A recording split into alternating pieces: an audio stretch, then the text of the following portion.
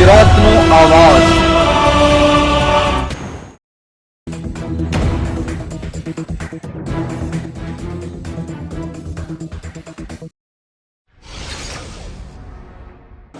રાજકોટ જિલ્લાના ધોરાજીના લાલા લજપતરાય વિસ્તાર નજીક આવેલી સરકારી અનાજના ગોડાઉન પાછળ આવેલ કુંડીમાં ખૂટ્યો પડ્યો। ધોરાજીના સ્ટેશન રોડ પર આવેલા લાલા લજપતરાય વિસ્તાર પાસે આવેલ સરકારી અનાજના ગોડાઉન પાછળ મસમોટી કુંડીમાં ખૂટ્યો પડ્યો।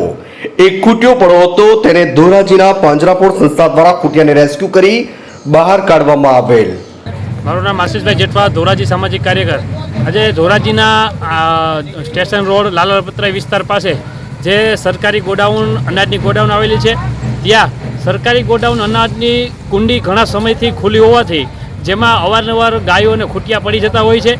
આજે હમણાં જ થોડીક વાર પહેલાં એક ખૂટિયો પાણીમાં અહીંયા કુંડીમાં ગરકાવ થયો હતો, જેને ગૌશાળાવાળા હાલ હમણાં કાઢીને જ ગયા છે। ત્યારબાદ થોડીક વારમાં જ 15 કે 20 મિનિટમાં બીજો પણ ખૂટિયો અંદર કુંડીમાં ગરી જતાં અમે બધા સામાજિક કાર્યકરોએ રેસ્ક્યુ કરી અને એને કુંડીમાંથી બહાર કાઢેલો છે।